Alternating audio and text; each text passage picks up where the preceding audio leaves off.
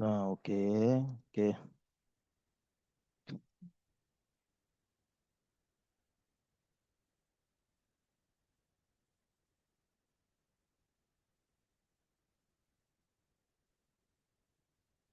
Ya,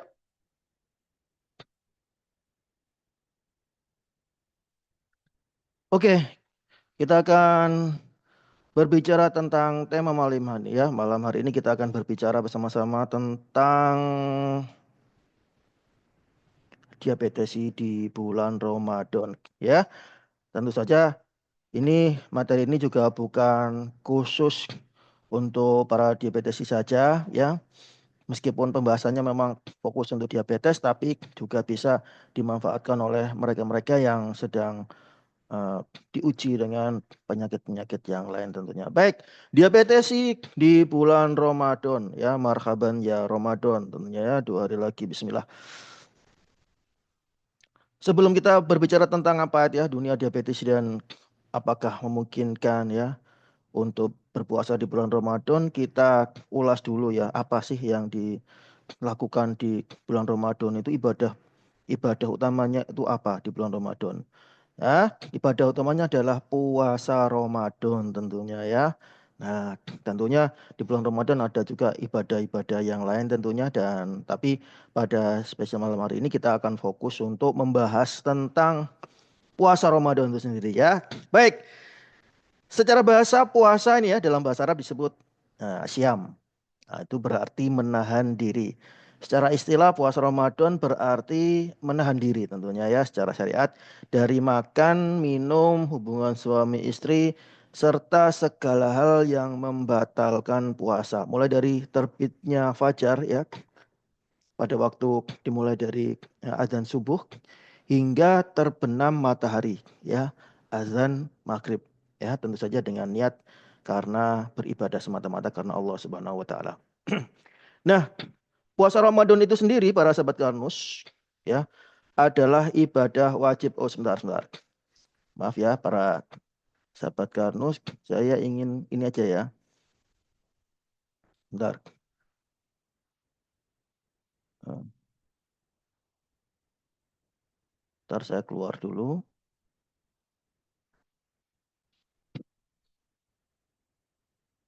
Karena saya juga langsung bisa berinteraksi dengan Anda semua sahabat Karnus. Jadi apabila misalnya pada saat saya membawakan materi ini ingin langsung bertanya, berinterupsi, ya menginterupsi, asalkan itu related dengan apa yang saya bawakan ya tentunya. Mari kita langsung berdiskusi saat itu juga tentunya ya. Tidak apa-apa, tidak ada masalah. Oke, saya lanjut.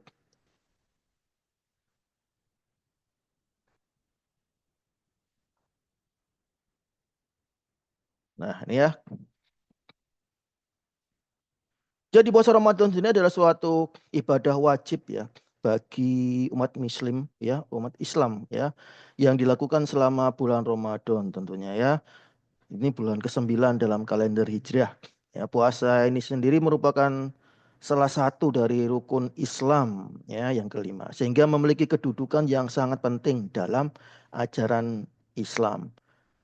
Karena itulah ibadah puasa Ramadan adalah momentum yang sangat dinanti-nantikan oleh kita semua ya umat Islam tentunya karena memang banyak kebaikan-kebaikan yang dijanjikan oleh Allah pada saat bulan Ramadan sehingga kita semua ingin memaksimalkan ya apapun yang bisa kita lakukan di bulan itu sebagai ibadah amal ibadah kita kepada Allah Subhanahu wa taala. Oke, puasa Ramadan sendiri. Nah, maaf, maaf, maaf, maaf. Hmm. Ah, dalilnya tentang puasa Ramadan ya. Sebelum saya jauh-jauh, saya ingin berbaca tentang dalil. Puasa Ramadan diwajibkan berdasarkan firman Allah dalam Al-Quran surat Al-Baqarah ayat 183 yang bunyinya untuk beliau rajim. Bismillahirrahmanirrahim. Ya ayyuhalladzina amanu kutiba alaikumusyyam kama kutiba alal ladzina min qablikum la'allakum tattaqun. Wahai orang yang beriman diwajibkan. Wah, ini ya diwajibkan atas kamu berpuasa sebagaimana diwajibkan atas orang-orang sebelum kamu agar kamu bertakwa. Sadaqallahul.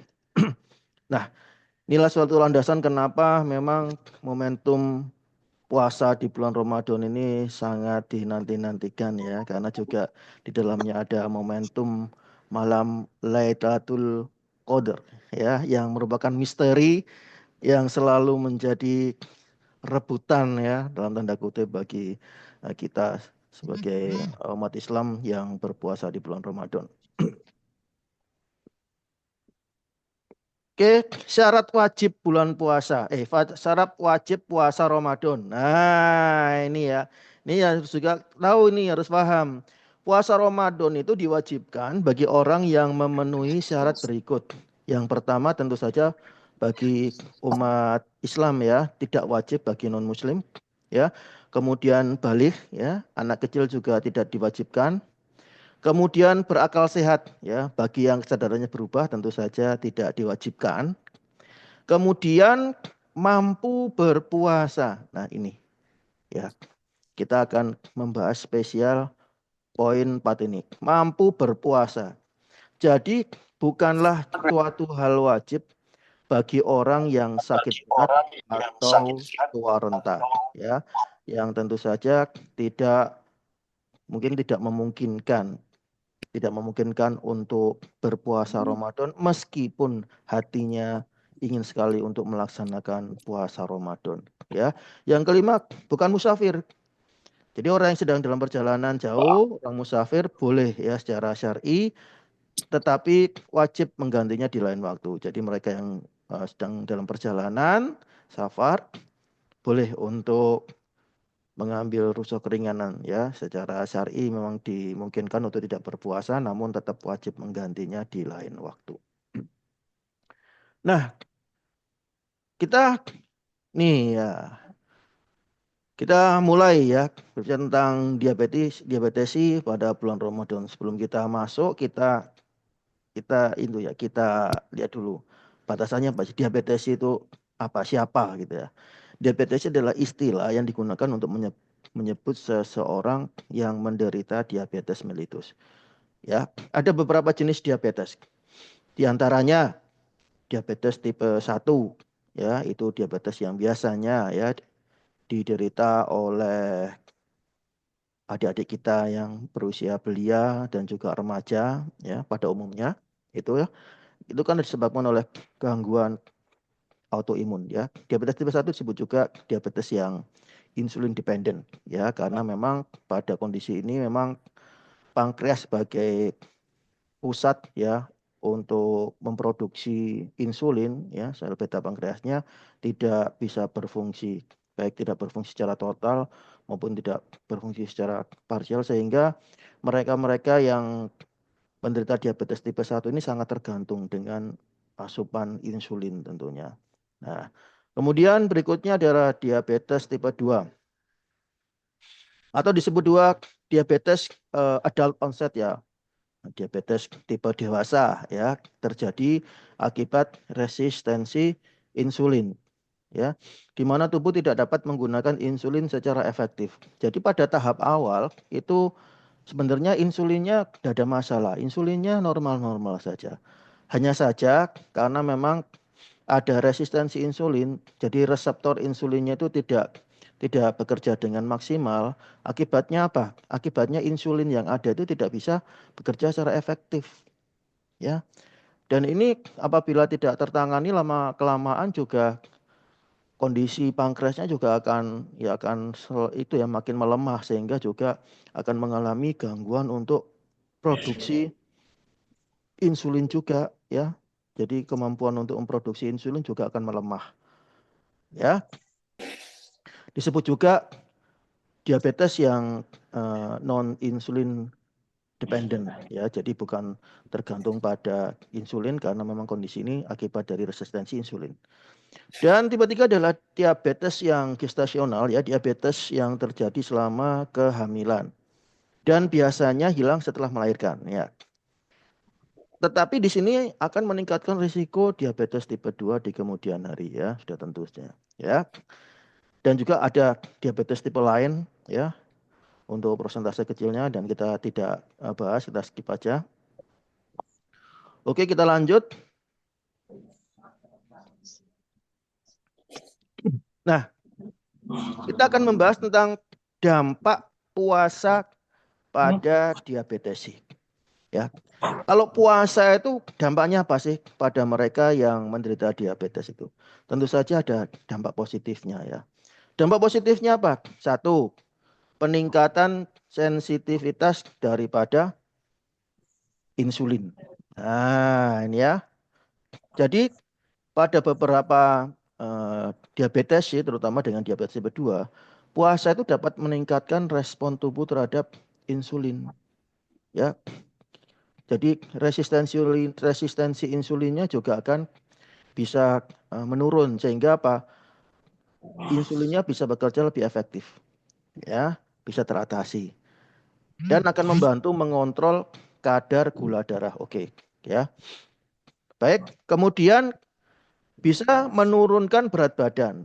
Ya, jika dilakukan dengan pola makan yang sehat tentunya puasa juga bisa membantu menurunkan berat badan yang dapat meningkatkan kontrol gula darah. Terutama ya, terutama bagi mereka-mereka yang mengalami kelebihan berat badan ya. Sehingga dari kelebihan berat badan itu mengakibatkan apa? Mengakibatkan kondisi yang tidak sehat. Ya. Oke, baik. Yang ketiga adalah penurunan resiko komplikasi metabolik.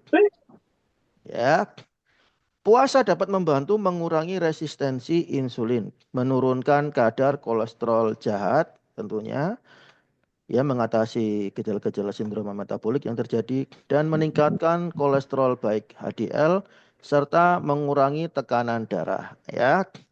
Jadi kondisi ini bisa dialami oleh mereka yang berpuasa, yaitu dampak positifnya ya, baik itu dampak secara langsung maupun dampak secara tidak langsung punya ya. Berlanjut. Nah, namun berpuasa itu juga memiliki dampak negatif dan ada resikonya. Ya, oke. Bentar, saya tutup sebentar. Oke,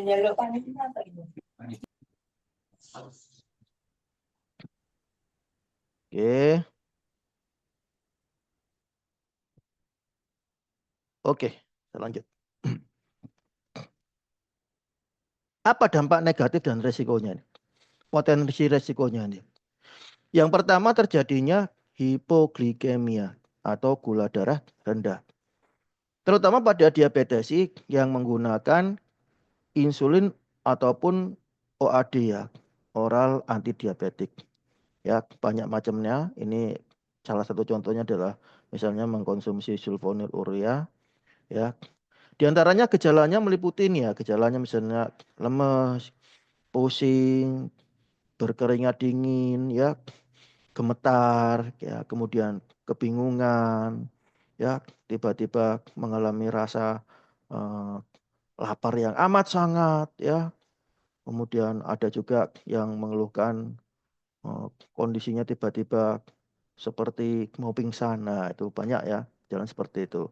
Dan ini diakibatkan oleh karena turunnya atau kadar gula darah yang terlalu rendah di dalam tubuh. Jadi terjadi proses hipoglikemia. Ini berbahaya sekali ya. Apabila kita mengalami gejala-gejala seperti ini, kita harus tahu apa yang harus kita lakukan ya. Karena apabila gejala ini tidak diatasi sesegera mungkin, maka kondisi kita akan jatuh kepada kondisi yang lebih buruk lagi ya. Dan nanti akan membuat penanganannya juga akan lebih sulit, lebih kompleks dan membutuhkan tindakan yang hanya bisa dilakukan di rumah sakit tentunya, tidak bisa dilakukan sendiri.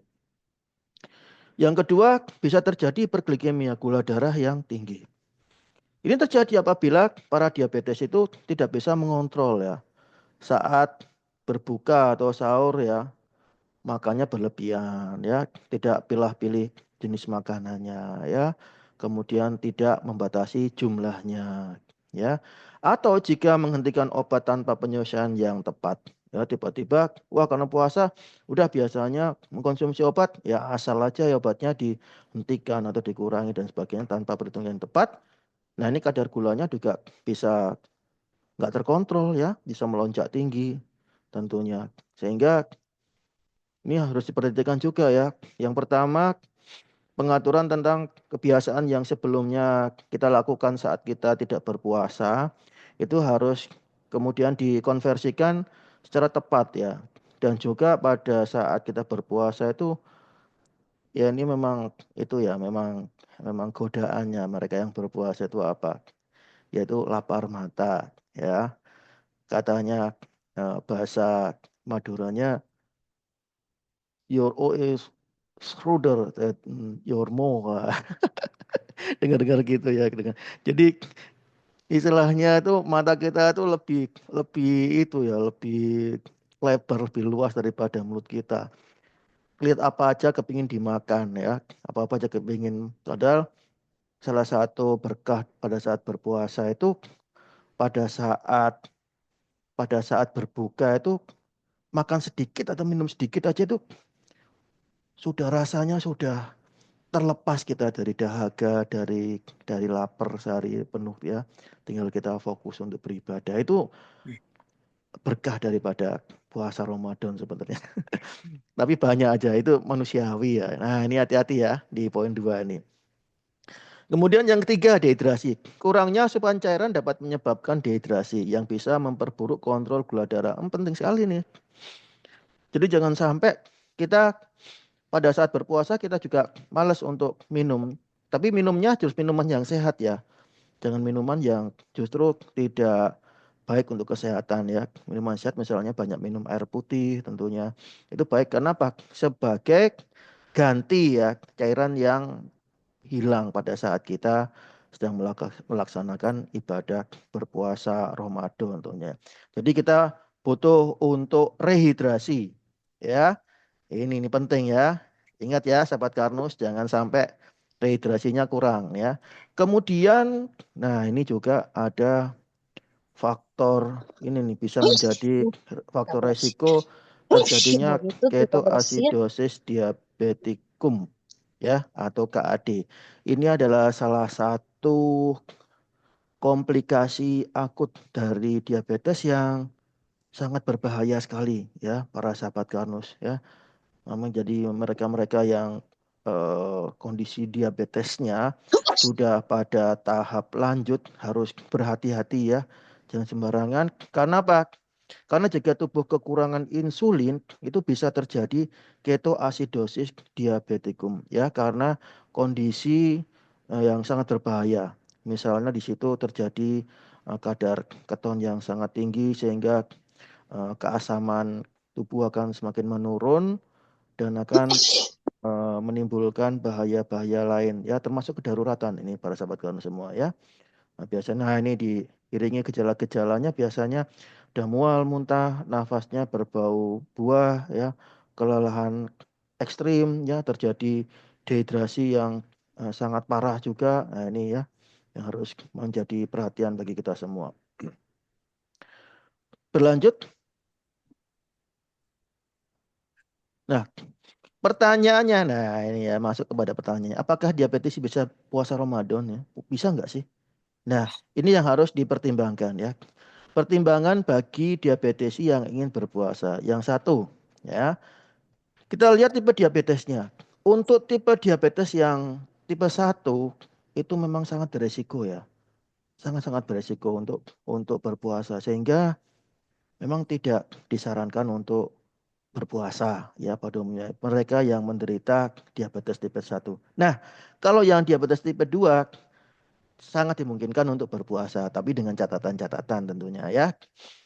Mereka yang terkontrol dengan baik ya, itu masih lebih memungkinkan untuk melakukan puasa tentunya daripada yang mereka yang kondisinya masih belum tertangani dengan baik ya.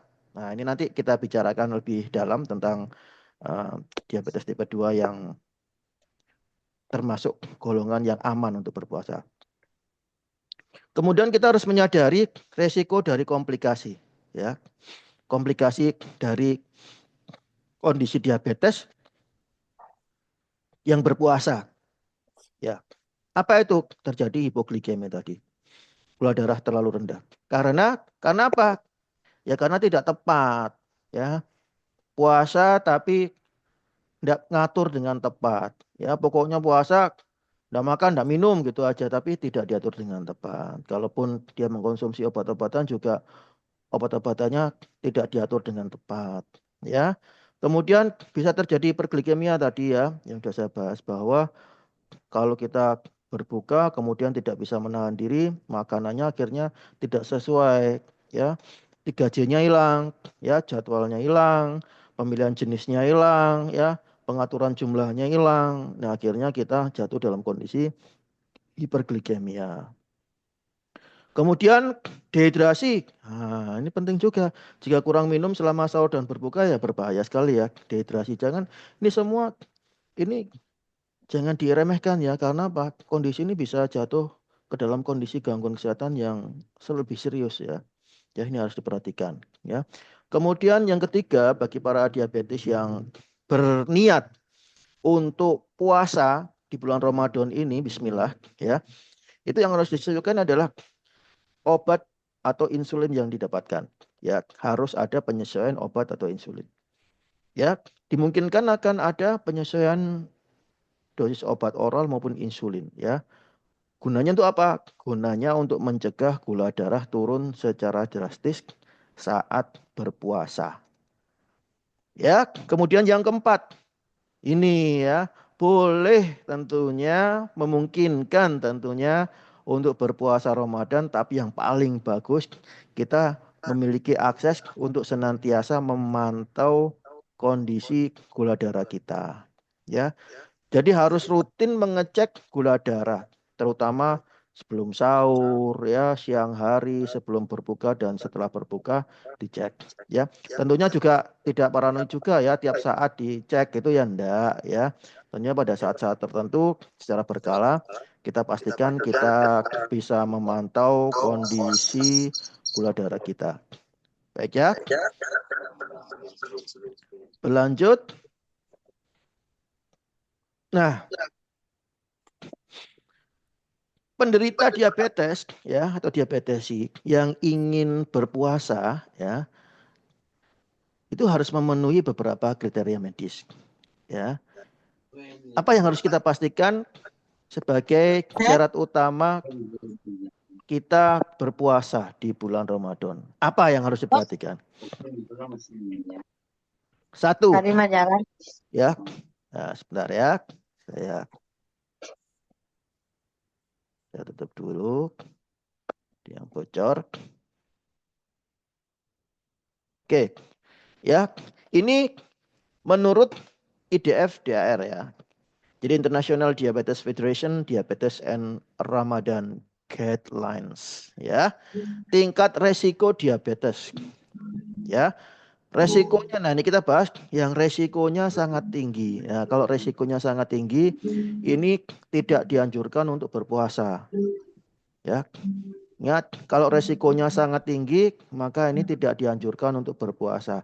Siapa yang tidak dianjurkan untuk berpuasa? Ya, yaitu penderita yang mungkin mengalami beberapa kali ya, mengalami hipoglikemi ya. Ini mengalami hipoglikemia berat dalam 3 bulan terakhir sebelum Ramadan. Awas itu ya. Nggak boleh memaksakan diri ya. Tidak boleh memaksakan diri. Awas ya untuk kondisinya ya. Kita harus waspada terhadap kondisi kita. Jadi waspada terhadap risiko-risiko yang apabila kita memaksakan diri tanpa perhitungan tentu akan berakibat sesuatu yang tidak kita inginkan ya tentunya. Kemudian hiperglikemia berat ya, sebelum Ramadan gula darahnya 300. Wah, ini termasuk tinggi nih ya. Jadi memang tidak disarankan untuk berpuasa. Tapi maksudnya kalau nggak berpuasa itu ya penanganan Kalau nggak berpuasa tapi juga nggak menangani kondisinya ini ya sama aja. Maksudnya di sini kalau ada hiperglikemia berat, gula darahnya lebih dari 300, ya segera ditangani maksudnya, ya segera ditangani. Supaya apa? Kondisi ini bisa tertangani, normal kembali ya. Dan kemudian ada riwayat KAD, ketoasidosis diabetikum, atau hiperglikemia hiperosmolar baru-baru ini. Dua-duanya ini adalah suatu kondisi komplikasi akut ya diabetes ya. Kemudian mengalami komplikasi kronis yang parah seperti apa? Gagal ginjal, penyakit jantung ya. Apalagi bisa menyebabkan apa ya? Stroke misalnya atau eh, retinopati dan sebagainya itu termasuk komplikasi kronis ya yang parah itu termasuk kondisi yang tidak dianjurkan untuk berpuasa. Kemudian diabetes tipe 1 yang tidak terkontrol ya sulit memang untuk bagi mereka yang diabetes tipe 1 ini untuk bisa benar-benar itu ya bebas ya daripada insulin itu. Jadi memang kalau diabetes tipe 1 memang kebanyakan juga disarankan untuk tidak berpuasa ya, dianjurkan tidak berpuasa. Kemudian sedang sakit atau mengalami infeksi berat, ya tentu saja ya bagi mereka yang diabetes yang sedang sakit ya tidak disarankan untuk menjalani berpuasa ya karena bisa sangat Harapan Pak Bah. berbahaya Ah, ya. Kemudian wanita hamil dengan diabetes ya sudah pasti ya karena wanita hamil termasuk mereka-mereka yang disarankan untuk tidak berpuasa. Berlanjut, nah ini ya, ya. Kemudian resiko yang ini tinggi boleh berpuasa dengan catatan ya. Apa ini? Diabetes tipe 2 dengan kontrol yang kurang baik. Misalnya HbA1c-nya masih lebih dari 8.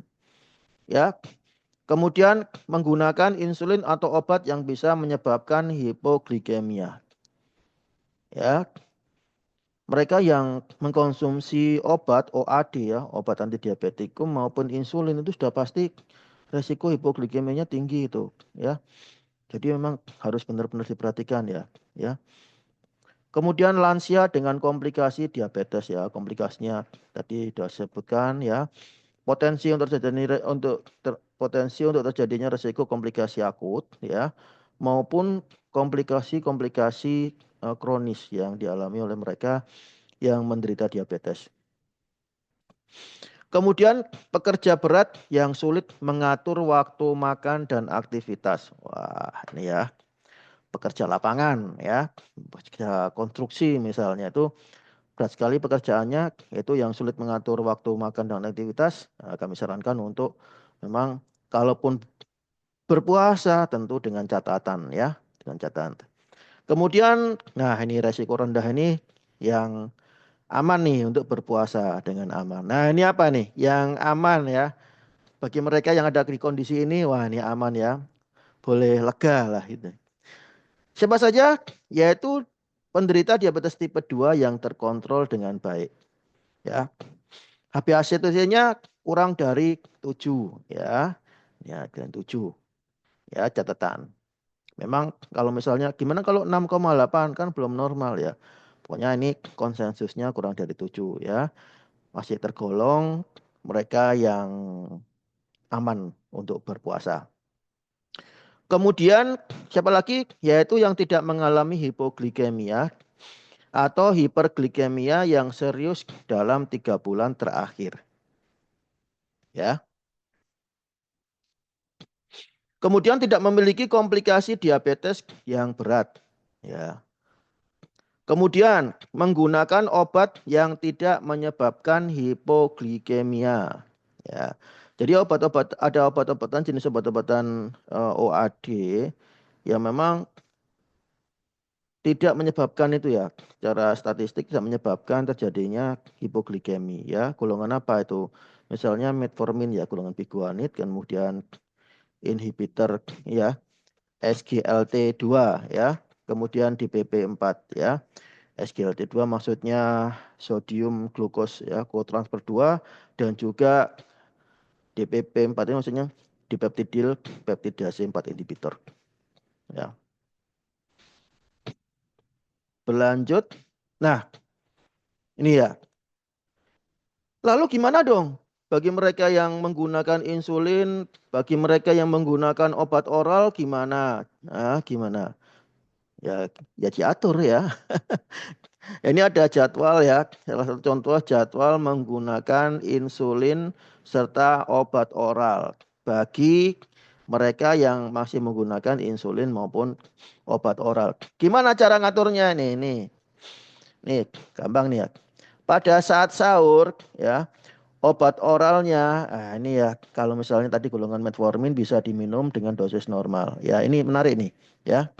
Kalau sahur metformin bisa dengan dosis normal. Ya, jika biasanya diminum 3 kali sehari, maka dosis siangnya bisa dipindahkan ke berbuka. Nah, ini ya. Jadi pada saat malam itu bisa bisa itu ya bisa kalau saran saya ya dosisnya terbagi aja, bisa 2 kali kesempatan. Misalnya saat berbuka, kemudian saat malam misalnya menjelang tidur bisa, ya. Nah, kemudian apa? Sulfonylurea ya. Misalnya apa? Glibenclamid, glikasid, glimepirid ya. Itu dosisnya dikurangi atau dihindari saat sahur.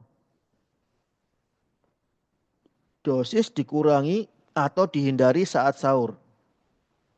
Gunanya apa? Gunanya untuk mencegah terjadinya hipoglikemia ya saat tubuh itu ya menjalankan ibadah puasa ya. Kemudian untuk yang DPP4 inhibitor tadi ya, dipeptidil peptidase 4 inhibitor ya, golongan ini jenisnya misalnya contohnya sitagliptin ya, vildagliptin, linagliptin itu bisa diminum seperti biasanya ya, tidak masalah. Kemudian bagi yang mengkonsumsi SGLT2 inhibitor misalnya dapagliflozin ya, empagliflozin ya, sodium glukosa kontraposter 2 ya. Perlu hati-hati karena bisa menyebabkan dehidrasi. Jadi memang paling baik itu ya diskusi dengan dokter ya. Apakah tetap perlu digunakan atau ada pengaturan atau bagaimana, diskusikan saja. Nah, ini bagi yang menggunakan insulin. Nah, insulin ini ada yang biasanya dikasih itu yang rapid, ada yang long acting ya. Rapid itu yang biasanya pada saat makan itu ya, sehari 3 kali ya, sering dengan makan itu sebelum makan itu ya rapid itu. Itu bisa saja dikurangi dosisnya 25 sampai 50% dari dosis makan sebelumnya. Sudah kawat tiganya nih rekam. Ya. Pasien Nah, ini. oke, lanjut.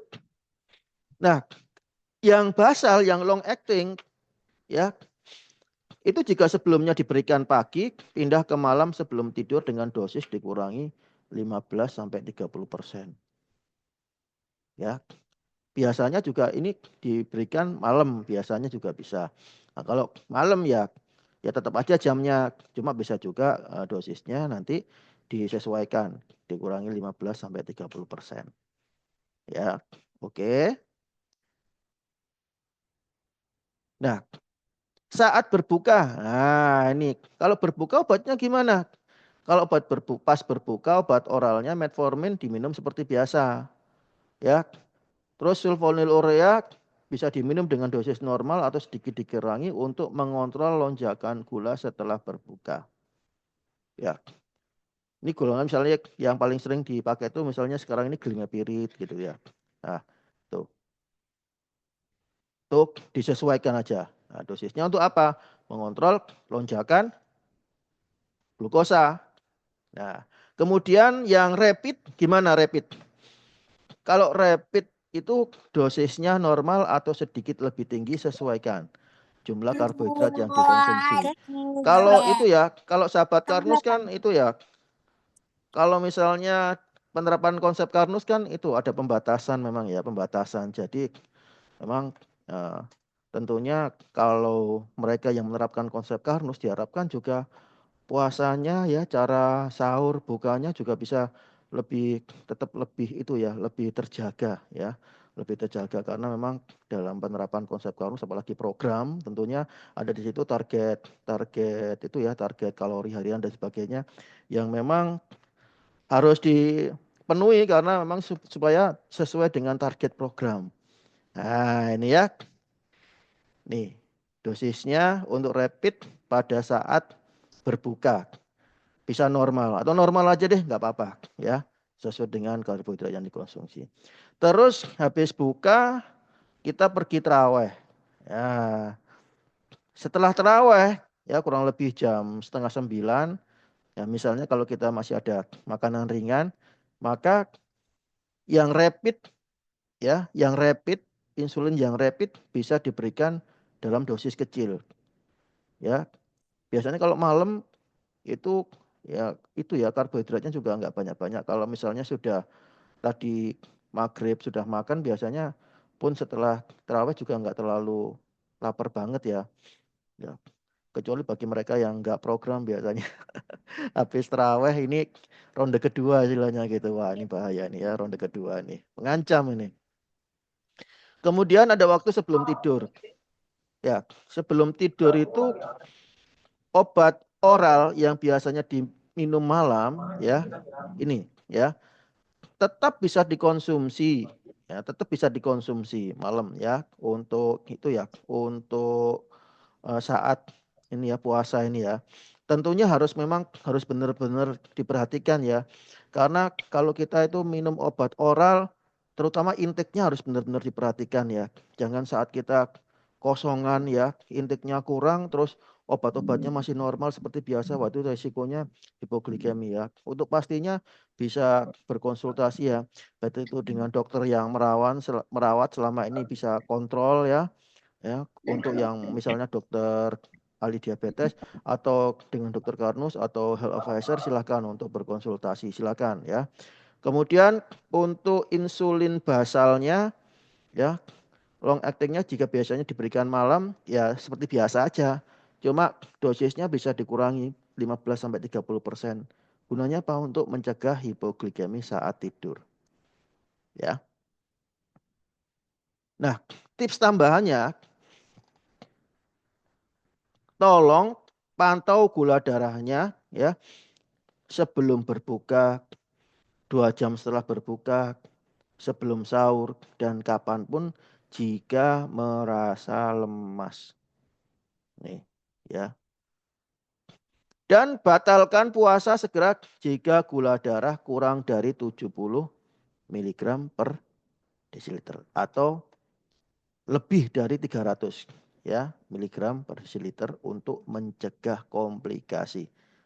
Awas, sini perhatikan ya.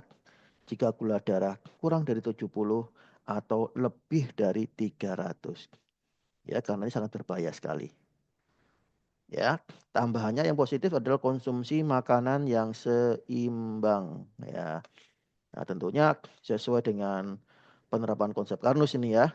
Dan juga hindari gula sederhana yang berlebihan saat berbuka ya. Ingat tadi berkah dari berpuasa itu saat berbuka puasa itu makan sedikit aja nanti terasanya udah kenyang ya. Jangan lapar mata ya. Kalaupun harus mengkonsumsi makanan lebih banyak, ingin lebih banyak, usahakan makanan lebih banyak tapi makanan jenis makanan yang sehat dan menyehatkan ya. Tetap hidrasi antara berbuka dan sahur untuk mencegah dehidrasi. So, pasti ya. Oke ya, perhatikan. Dan ini adalah contohnya ya. Contohnya misalnya ini untuk sahur bagi mereka yang sedang berpuasa. Ya, kita perhatikan nih. Ya, perhatikan. Sahur tetap harus mengandung karbohidrat kompleks, protein, ya, lemak sehat yang biasanya sudah dikandung oleh protein dan juga serat agar energi bertahan lebih lama dan gula darah tetap stabil.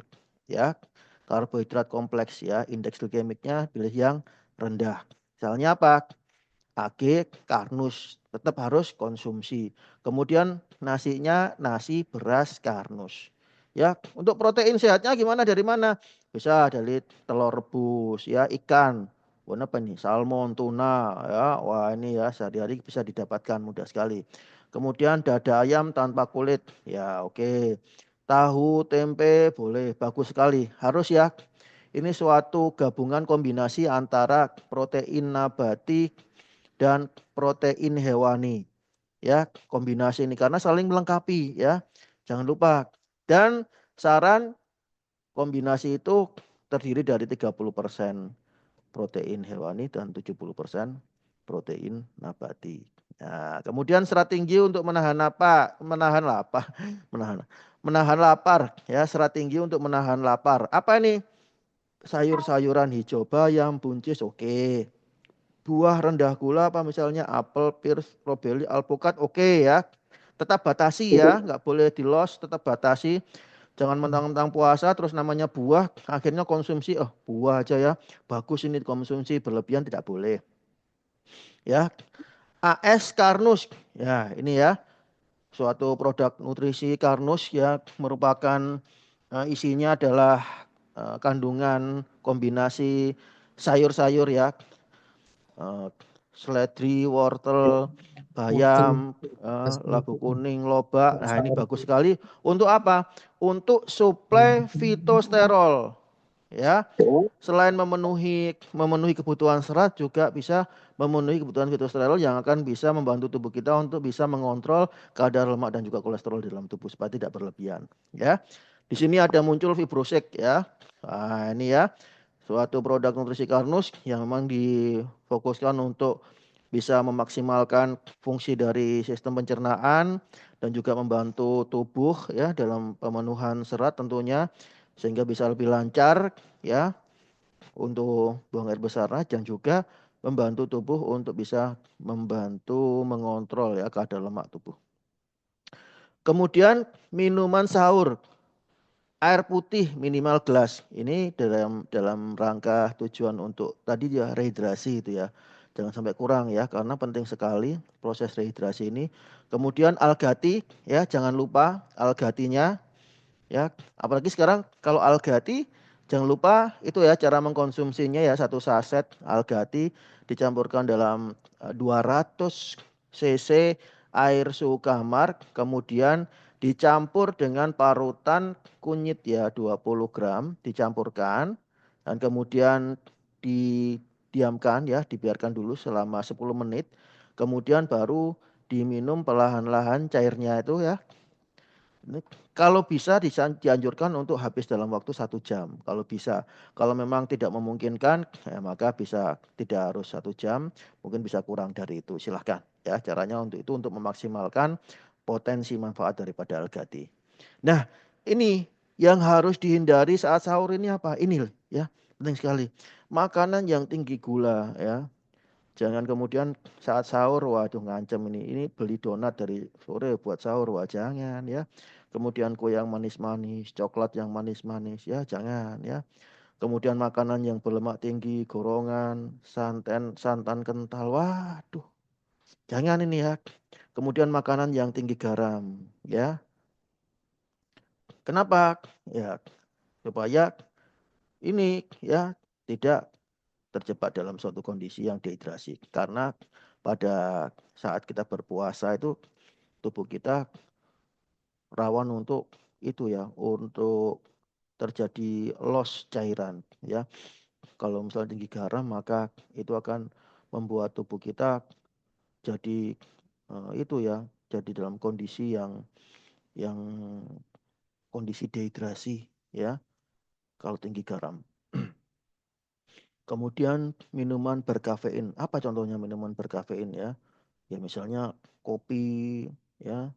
Kemudian teh hitam yang berlebihan tentunya ya. Kopi dan teh hitam berlebihan ini juga tidak disarankan tentunya. Karena apa? Karena juga salah satunya bisa menyebabkan dehidrasi ya. Ini karena memang memang yang disarankan di sini ini agar performa kita selama puasa itu ya tetap fit ya, nggak lemes gitu ya. Kurang kurang itu ya, kurang cairan ya, itu supaya tidak terjadi. Nah, kemudian ini menu berbuka, menu seimbang untuk mengontrol gula darah ya. Nih saat berbuka.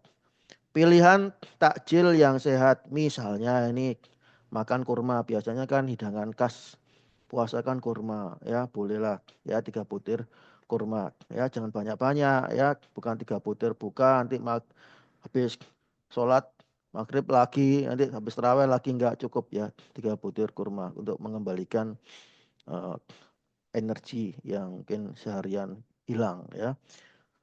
Kemudian bisa tambah buah rendah gula, misalnya apel, pir, pepaya, alpukat tetap batasi ya, jangan berlebihan. Kemudian minum berbuka yang sehat bisa dengan air putih hangat ya, 2 gelas untuk hidrasi. Kemudian jus tanpa gula ya, tentunya jangan juga berlebihan. Kalau misalnya sudah jus ya jangan, buahnya enggak. Kalau sudah buah ya jangan jus ya. Ya paling bagus ini ya air putih hangat ya, kombinasi dengan 3 kurma misalnya gitu ya. Kemudian bisa juga air kelapa asli ya 1 gelas. Ya. Hindari saat berbuka minuman manis ya, es teh, sirup, soda, minuman kemasan. Wah ini ya, minuman kemasan ini salah satu yang sebenarnya harus kita hindari karena apa? Menjadi faktor resiko masuknya apa? Masuknya hal-hal zat-zat senyawa yang bisa memicu memicu terjadinya proses yang tidak sehat yang merugikan pada tubuh kita ya. Kemudian makan berat langsung, nasi putih, mie, roti putih. Karena apa? Karena bisa menyebabkan lonjakan gula darah ya. Kemudian gorengan dan makanan tinggi lemak. Wah, ini memang lazimnya mereka yang puasa biasanya tradisinya ya. Tradisi ini ingat ya, tradisi bukan berarti sesuatu yang benar ya. Tradisinya ya. Mungkin mulai saat ini kita harus mulai juga mengedukasikan tradisi yang benar ya, yang sehat menyehatkan ya. Jadi gorengan dan makanan tinggi lemak ini hati-hati ya. Kemudian, nah ini makan utamanya ya, karbohidrat kompleks. Apa ini? Agi karnus ya. Kemudian mengawali, kemudian makannya dengan nasi beras karnus. Ada protein di situ, ada ikan ya. Ikan ya, jangan ikan panggang, maaf tadi ikan panggang. Ikan ya, kemudian ayam tanpa kulit, tahu tempe ya. Ikan paling paling bagus cara memasaknya memang dikukus, direbus ya, dipepes, di sayur ya. Yang panggang, asap, bakar, goreng dan sebagainya diminimalkan. Sayuran tinggi serat, bayam, brokoli, wortel ya, boleh ya, bayam, wortel. Kemudian minumannya jangan lupa Algati time ya, Algati setiap saat untuk menemani puasa Anda ya. Kemudian setelah taraweh ini jika masih lapar loh ya. Kalau misalnya nggak lapar ya nggak usah gitu ya. Jadi ada snack ringan seperti yogurt tanpa gula, edamame, telur rebus ya. Minumannya TF3D ya. Hati-hati kalau misalnya bagi mereka yang itu ya, yang ada obat di sini, tentu juga harus diperhatikan asupannya ya. Kecuali bagi mereka yang memang tanpa obat ya. Bagi yang obat memang harus diperhatikan asupannya supaya apa? Mencegah terjadinya hipoglikemi pada saat malam atau pada saat tidur. Ya, tips tambahannya untuk diabetes saat puasa adalah makan perlahan saat berbuka untuk menghindari lonjakan gula darah. Kemudian cek gula darah secara teratur, terutama sebelum sahur dan setelah berbuka. Jangan melewatkan sahur nih ya. Ini ya berkahnya ini. Jangan melewatkan sahur agar tubuh tetap memiliki energi sepanjang hari. Kalau di skip, wah ini seharian bakal lemes ini, ngantuk ini ya. Nah, jika jika jika gula darah turun di bawah 70, segera batalkan puasa dengan makan atau minum yang sehat ya. Makan yang manis tentunya ya. Makan yang manis, misalnya air gula, air sirup, atau makan makanan yang manis. Supaya apa? Supaya kondisi ini bisa kembali lagi. Jangan tambah drop. Karena apa? Bahaya sekali bisa mengakibatkan terjadinya koma hipoglikemi. Nah, kesimpulannya diabetes bisa berpuasa ya. Namun jika memenuhi syarat. Syaratnya apa? Diabetesnya terkontrol ya. HbA1c-nya minimal kurang dari 7%. Tidak ada komplikasi berat. Dan juga bisa memantau gula darah secara mandiri ya. Kemudian siap mengikuti anjuran dokter. Jadi semuanya yang dianjurkan dokter yang untuk mengawal proses puasa di bulan Ramadan ini harus tetap diperhatikan. Dan jika tidak memenuhi syarat atau mengalami resiko tinggi, mohon maaf ya, dengan berat hati, Anda termasuk mereka-mereka yang mendapatkan keringanan untuk bisa tidak berpuasa. Sebaiknya tidak berpuasa. Jangan kecil hati. Anda bisa menggantinya dengan fidyah yang sesuai syariat Islam. Gitu ya para sahabat kanu semua. Nah, ini ya gimana nanti misalnya bagi mereka yang sedang program bingung dan sebagainya, ya langsung aja bisa berkonsultasi ya. Bagi yang belum ikut program, ini ada programnya P3D, program pendampingan dan penanganan penyakit degeneratif ya, diabetes. Gimana caranya? Mudah saja, langsung hubungi hotline Karnus Care di 082145861240 ya. Sehat butuh ilmu. Ding dong. Ya, bisa diakses ilmu ya, ilmunya tadi sehat butuh ilmu di mana di konsepkarnus.com. Terus di mana lagi sih? Di YouTube Konsep Karnus Official. Di mana lagi sih? Di Instagram Konsep Karnus Official. Silakan belajar. Pilih di mana Anda bisa belajar tentang konsep Karnus, belajar tentang pola hidup sehat. Terima kasih. Bismillah. Marhaban ya Ramadan. Kita berpuasa bersama-sama semua keluarga besar Konsep Karnus.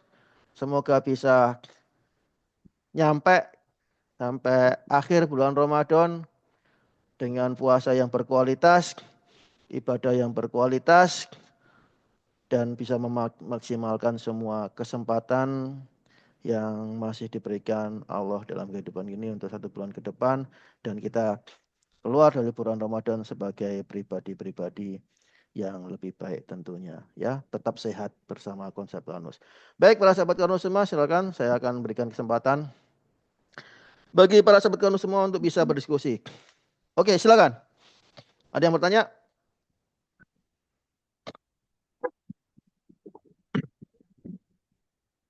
Dari Mas Ivan ya, apa kabar nih Mas Ivan ya? Mas Ivan Adista. Ini pertanyaannya,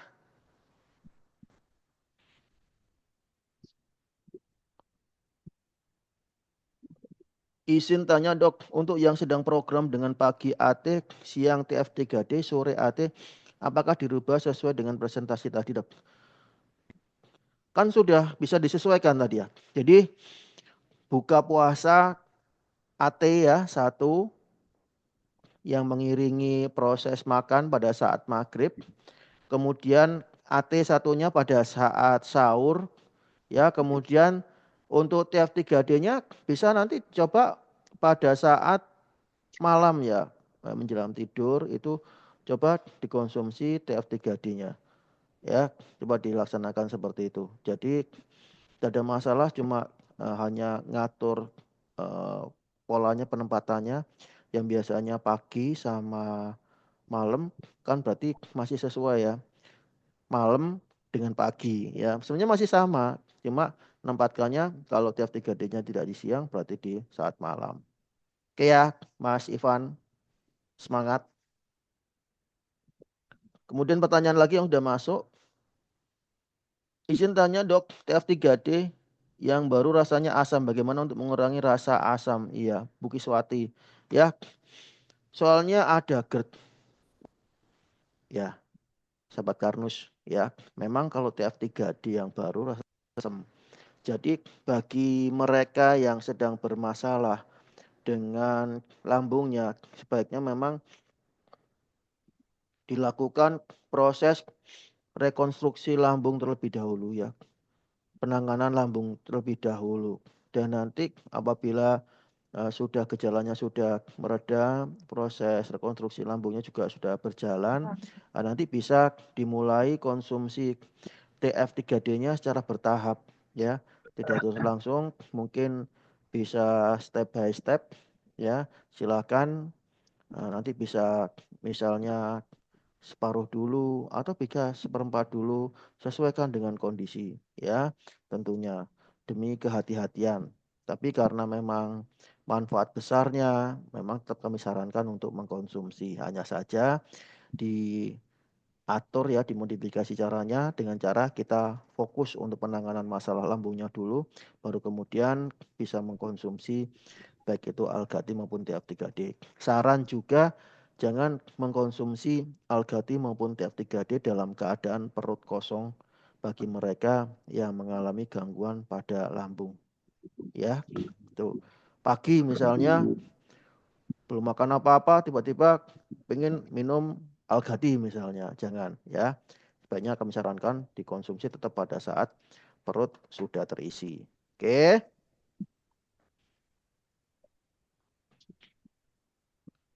AT saat sahur apakah boleh 5 menit setelah makan, Dok?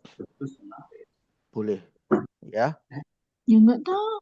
Saran 30 menit setelah makan itu sebenarnya semata-mata untuk bisa memaksimalkan proses pencernaan yang sudah berlangsung, yang masih berlangsung di dalam lambung.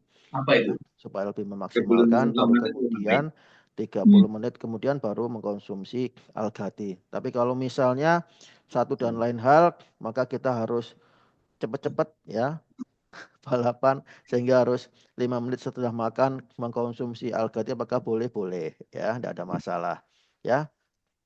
Diterapkan tadi ya saran saya untuk konsumsi Algati ya, dicampur dengan air suhu kamar kurang lebih 200 cc, kemudian dicampur dengan parutan kunyit ya 20 gram, dikocok kemudian dibiarkan selama 10 menit ya, diendapkan, kemudian berikutnya diminum pelan-pelan habis dalam waktu 1 jam ya, tiap 15 menit dikonsumsi.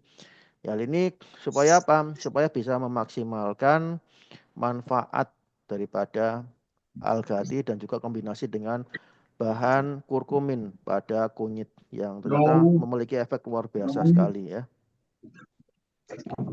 Berikutnya pertanyaannya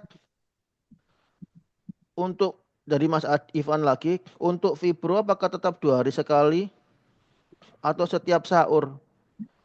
Fibrosek 2 hari sekali bagus ya. Tapi pertanyaannya apakah tiap hari boleh mengkonsumsi fibrosek? Boleh, tidak ada masalah. Tiap hari mengkonsumsi fibrosek tidak ada masalah. Baik-baik saja gitu. Tidak ada masalah. Boleh Mas Ivan tiap hari.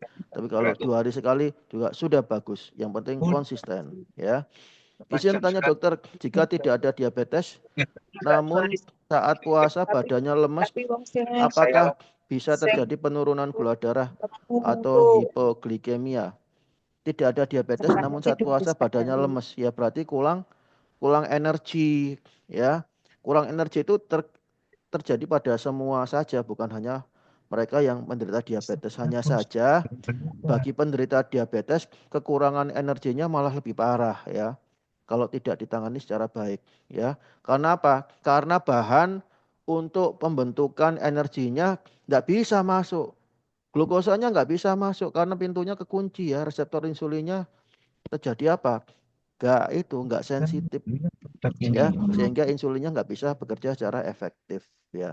Kalau bagi mereka yang normal, sehat walafiat ya tinggal makan yang bergizi ya, yang memenuhi semua unsur makro dan mikronutrien ya dalam komposisi yang seimbang dengan jumlah yang adekuat tentunya. Ya, insya Allah nanti bisa dirubah sebagai pasokan nutrisi pada sel sehingga bisa dirubah salah satunya menjadi sumber energi, itu beres ya, nggak ada masalah gitu caranya. Tapi kalau misalnya puasa tapi intake-nya kurang ya otomatis produksi energinya akan akan rendah ya, sama aja gitu ya. Gitu ya, Bu Supriyati, semoga menjawab pertanyaannya. TF3D diminum sebelum tidur atau sesudah sahur, Dok? Sesudah sahurnya Algati saja ya, pagi. Jadi sahur dan pagi. Untuk TF3D-nya bisa dipindah ya sebelum tidur bisa. Untuk Pak Mukhlis ya. Izin bertanya dokter, saya 3 bulan HbA1c turun dari 6,3 ke 57. Alhamdulillah ya. LDL 71, oke. Asam urat sudah normal. Hanya bawaan saya gula darah puasa seringnya 84. Ya bagus ya. Gula darah puasa 84 sampai 100 ya. Masih bagus, masih normal. Apa kiat-kiat agar melakukan puasa nanti tidak mengalami hipoglikemia? Nah, tadi ya sudah terjawab tadi. Jadi diatur tetap intake-nya harus sesuai ya. Apalagi kalau misalnya masih mengkonsumsi obat OAD, obat antidiabetik, ataupun masih mendapatkan insulin, maka nggak boleh sembarangan ya. Terutama bagi mereka yang masih harus terus obatnya, maka intake-nya harus diperhatikan. Tentu nggak boleh kekurangan, tentu harus dalam jumlah yang cukup, tapi juga jangan Nikah sama berlebihan ya. Jangan berlebihan, cukup, tapi juga jangan kekurangan. kemarin. Oke, tadi sudah saya paparkan tadi cara mengkonsumsinya baik itu untuk sahur dan juga berpuasa dan juga makan setelah misalnya sholat tarawih tadi.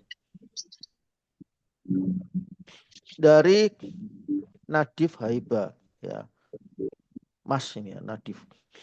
Saya Yuni, oh itu ya ses ini ya.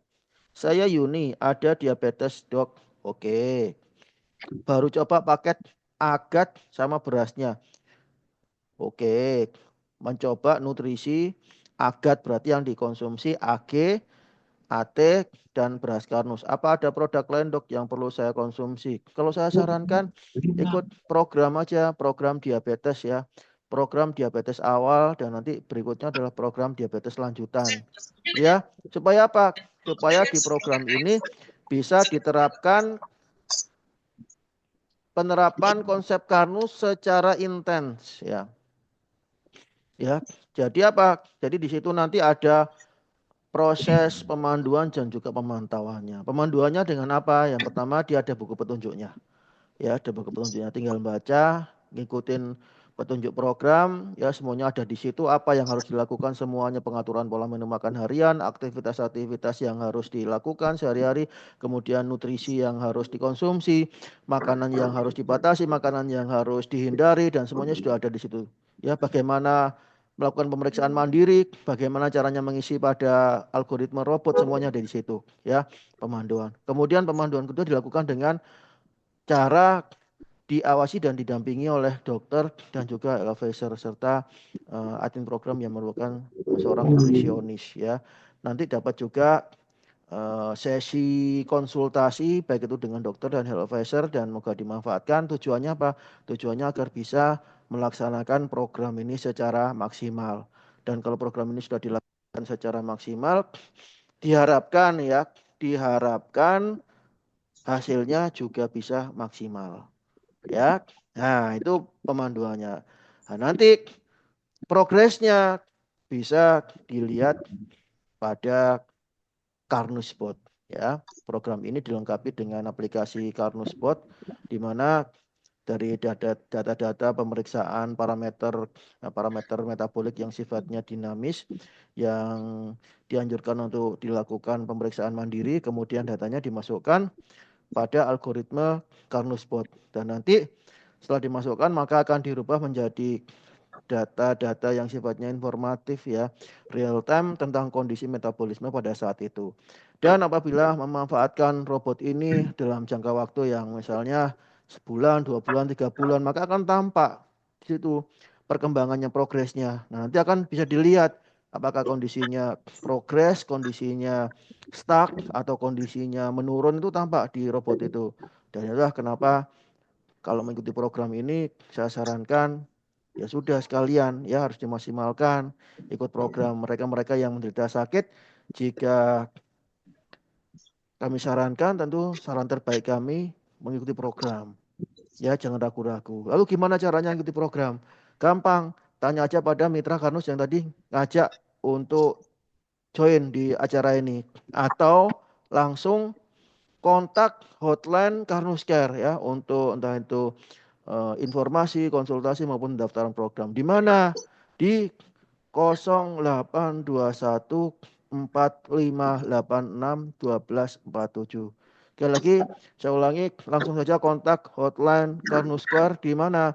di 0821 4586 1240. Ya, baik. Semoga menjawab tadi pertanyaan dari Sus Yuni. Kemudian dari Ibu Dewi izin bertanya, kalau HbA1c masih di angka 9, sekian. Apakah cukup aman jika tetap puasa? Bagaimana mengantisipasi efek-efek yang tidak diinginkan? Ya, tentu tadi itu kembali lagi ya, bagi yang lebih dari 8 termasuk beresiko ya. Tapi tadi ada beberapa kriteria tadi. Kalau misalnya tidak ada komplikasi sifatnya berat ya, sudah terjadi ya, baik itu mengalami komplikasi akut maupun komplikasi kronis ya, tidak mengalami itu, lalu kadar gula darahnya juga sudah itu ya baik tentunya, tidak masih tinggi sekali, itu bisa dimungkinkan, tapi dengan catatan memang harus benar-benar dengan pengawasan yang ekstra ya. Jangan sampai nanti berpuasa tapi untuk kondisi tertentu malah nanti bisa jatuh kepada kondisi yang malah lebih buruk dari sebelumnya. Apakah bisa? Nah, ini ada cerita yang menarik ini. Cerita asli, cerita nyata ini ya. Saya waktu menangani ini kebetulan ceritanya pada bulan puasa juga. 2 orang penderita diabetes ya, sama persis kondisinya. Obatnya sama ya, kondisinya hampir sama. Mau puasa. Ya, mau puasa. Tidak saling kenal nih dua kondisi, tapi mirip sekali kondisinya.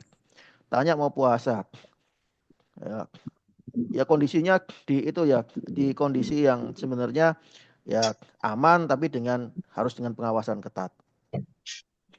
Oke, akhirnya sepakat untuk berpuasa ya dengan catatan tadi. Oke, pertengahan puasa datang kembali kontrol ya ke saya ini. Ternyata satu orang kondisinya kacau balau. Yang satu bagus. Puasa. Yang satu kacau balau, yang satu bagus. Ya, kemudian saya dalami kondisi ini. Ya. Nah, ini yang menariknya. Sahabat Karnus semua ya. Nah, jadi bagi para sahabat Karnus yang ingin berpuasa ya, ini pelajaran juga hikmah ya. Jadi kenapa kok bisa kondisinya ternyata malah tidak karu-karuan? Ternyata bagi yang pertama ini puasa itu beban buat dia.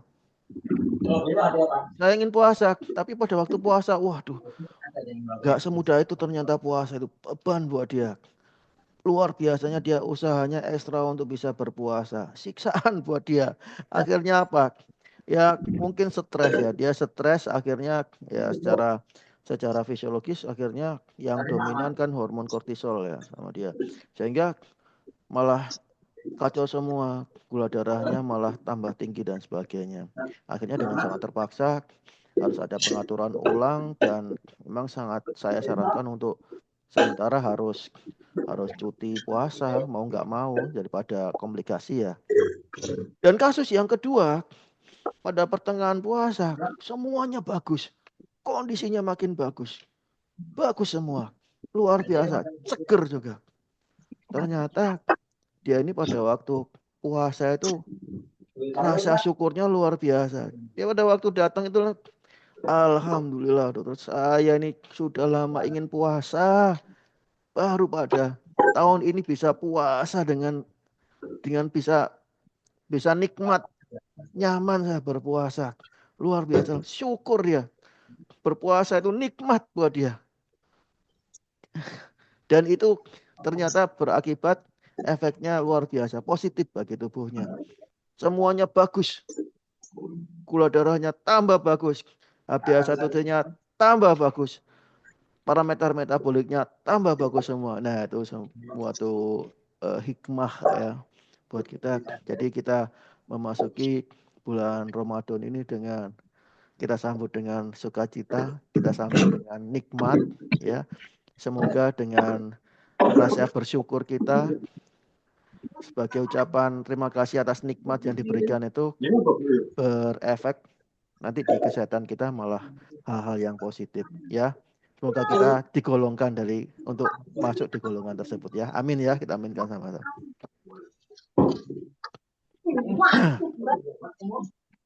Nah ini ya, semoga menjawab ya Bu Dewi tadi ya. Oke, tapi diperhatikan tadi ya.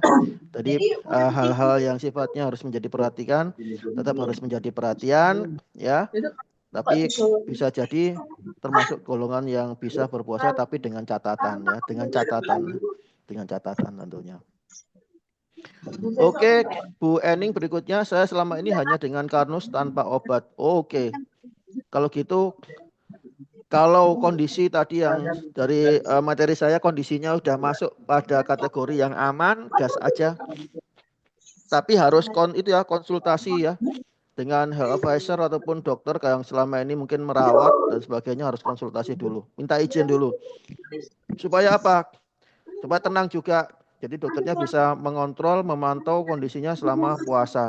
Ya, saya sarankan seperti itu, Bu Ening. Bu Ani Susiani, izin bertanya dok, nasi karnunya selama bulan puasa tetap dibagi 3 atau dimakan saat sahur? Bisa dibagi 2, bisa, tidak ada masalah. Ikan kok Ya, sindir-sindir. oke ya, para sahabat karnus ya, nasi karnusnya bisa dibagi 2. Ya, kalau sepertiga kali 2 boleh dok, ya boleh aja, tidak apa-apa. Terutama bagi yang berat badannya masih over. Tapi kalau yang berat badannya malnutrisi ya kurang, misalnya jangan ya. Jangan, nanti tambah kurus nanti ya, tambah turun ya. Ya, jadi gitu ya. Bu Ani Susiani ya, enggak ada masalah. Oke ya. Pak Muklis, saya P3DK CA rektum dok. Oke. Untuk konsumsi algati dianjurkan 2 kali 2 per hari. Berarti algati diminum setelah buka puasa dan sudah sahur ya dok. Untuk fibro baiknya setelah sahur gitu ya dok, atau sebelum tidur. Baik. Untuk algati coba ya, coba aja. Sekarang ini mulai hari ini coba satu ya. Satu pagi, satu pagi, satu sore ya. Satu pada waktu buka, satu pada waktu sahur ya. Cuma di 2 itu tadi seperti yang saya ajarkan tadi. 1 saset dicampurkan dalam air suhu kamar 200 cc, kemudian dicampur dengan parutan kunyit ya 20 gram. Kemudian dikocok, didiamkan selama 10 menit. Kemudian baru diminum ya cairnya. Perlahan-lahan habis dalam waktu 1 jam. Ya. Coba Pak, nanti dinaikkan bertahap. Coba dilaksanakan itu dulu. Ya. Kemudian untuk TF3D-nya bisa 1 aja. 1 nanti bisa menjelang tidur 1 kali, silahkan dikonsumsi, tidak ada masalah. Jadi 2 kali konsumsi algati, 1 tapi dicampur dengan parutan kunyit ya. Untuk fibro baiknya setelah sahur gitu dok. Boleh, sebenarnya prinsipnya fibro itu bisa dikonsumsi kapan saja ya. Ya, kalau sarannya selama ini dikonsumsi 2 hari sekali sebelum tidur malam ya, semata-mata faktor kenyamanan aja ya, supaya nanti pada waktu pagi nggak boleh ambil pada waktu pagi itu ya lebih enak ya, bisa ke belakang juga bisa lebih lancar sehingga bisa terbantu ya. Ntar saya mute dulu ya. Bocor. Gitu ya Pak Muklis ya. Kemudian dari Ibu Lisa, AL Karnus, Algati dan TF3D boleh pakai air panas 100 derajat atau semuanya pakai suhu kamar saja dok? AL Karnus harus dengan air panas.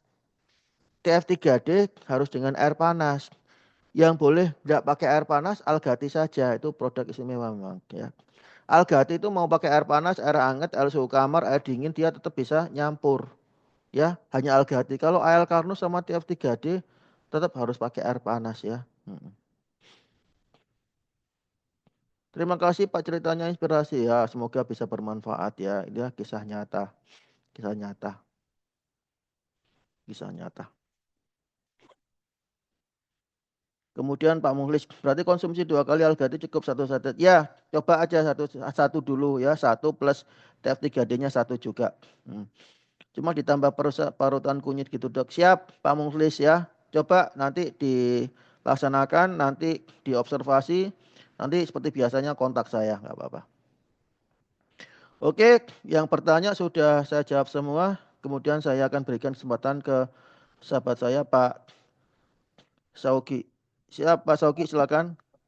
Ya, terima kasih dok. Ya, Mungkin saya langsung saja ya silakan. bertanya yang berkenaan dengan teori tentunya ini.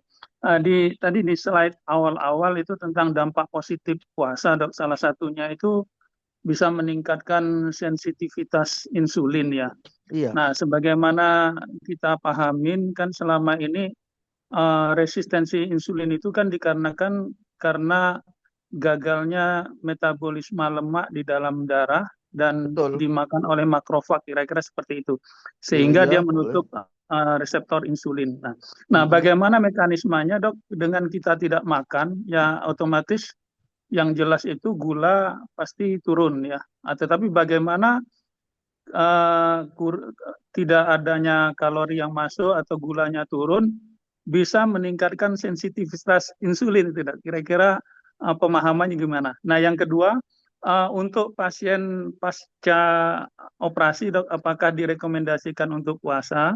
Dan kalau direkomendasikan kira-kira eh, item-item apa yang harus kita monitor gitu?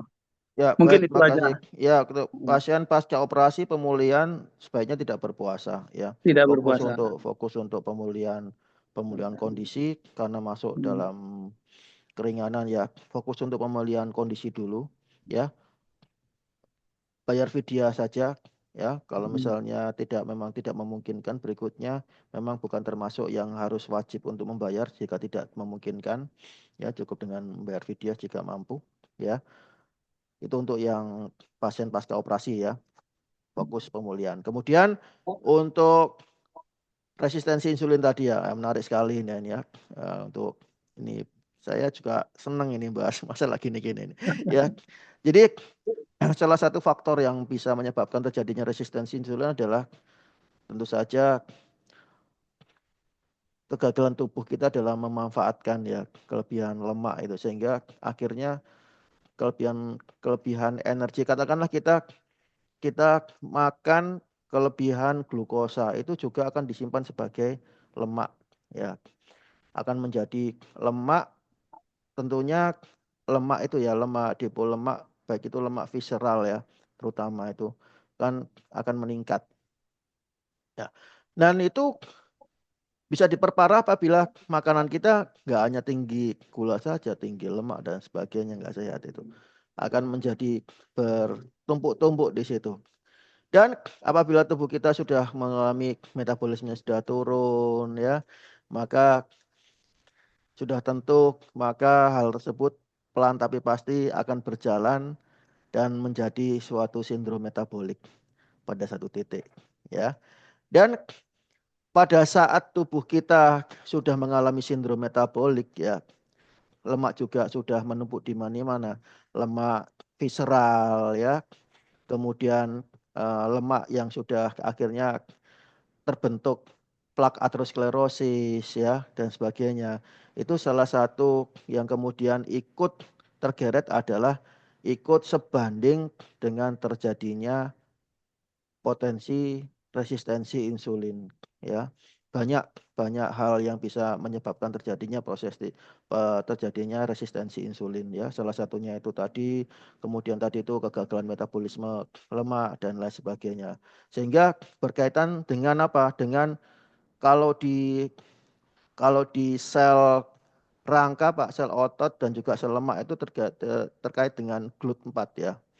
Glukosa transportida itu ya, pintu untuk masuknya itu ya, GLUT4 itu untuk glukosa itu.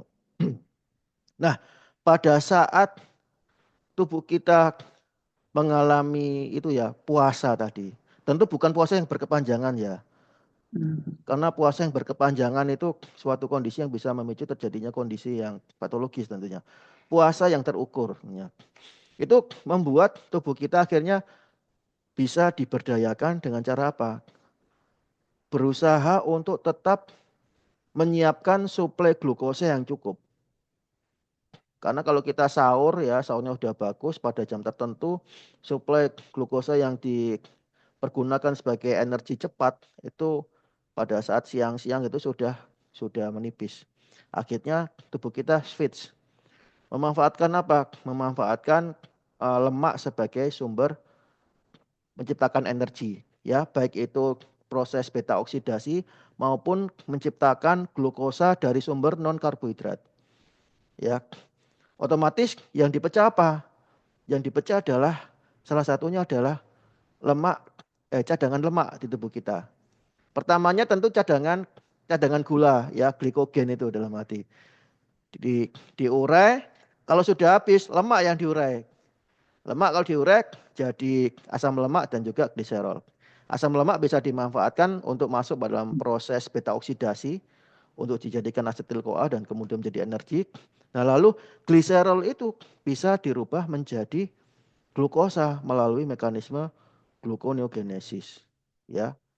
Nah, semakin itu terjadi, semakin normal, maka kalau misalnya itu terjadinya dengan secara terukur, ya, tentunya, maka tubuh kita juga cara pelan tapi pasti, ya, akan memperbaiki kondisi fisiologisnya. Dan ternyata dengan proses ini ternyata secara ilmiah meningkatkan asupan intake glukosa intrasel. Jadi secara tidak langsung maka GLUT4 tadi bisa lebih aktif. Gitu. Untuk apa?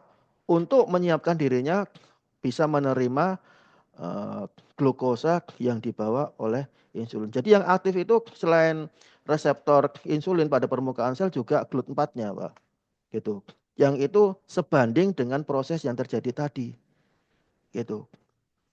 Jadi proses itu berjalan secara itu ya, secara fisiologis tentunya, proses gluconeogenesis, proses beta oksidasi, dan tentu saja apabila, Pak, ini sekali lagi dengan apabila ya, apabila kita tetap dalam puasa itu hal-hal yang sifatnya penunjang itu dilaksanakan dengan benar. Misalnya apa? Makanan yang kita konsumsi selama puasa itu tetap juga makanan yang sifatnya sehat dan menyehatkan.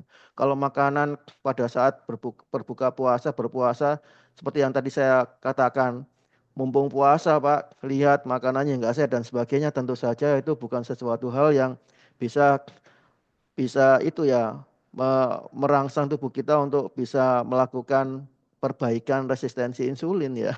Tapi justru bisa menyebabkan justru kondisi kalau misalnya sebelumnya ada gangguan metabolisme, maka gangguan metabolisme akan semakin memburuk.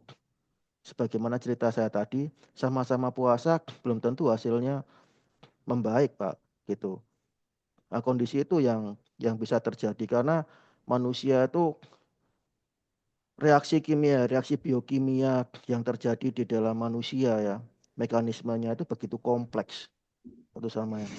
Dan kita sebagai manusia itu hanya bisa berikhtiar menyiapkan agar proses yang terjadi pada tubuh kita adalah proses yang positif. Tapi kalau kita nggak membantu tubuh kita untuk melakukan proses yang positif, ya, meskipun tubuh kita memiliki potensi untuk memperbaiki tadi itu resistensi insulin dan sebagainya, kalau hal-hal yang kita lakukan tidak menunjang maka nggak akan terjadi. Boleh sama-sama punya, tapi hasil akhirnya berbeda tadi. Gitu ya.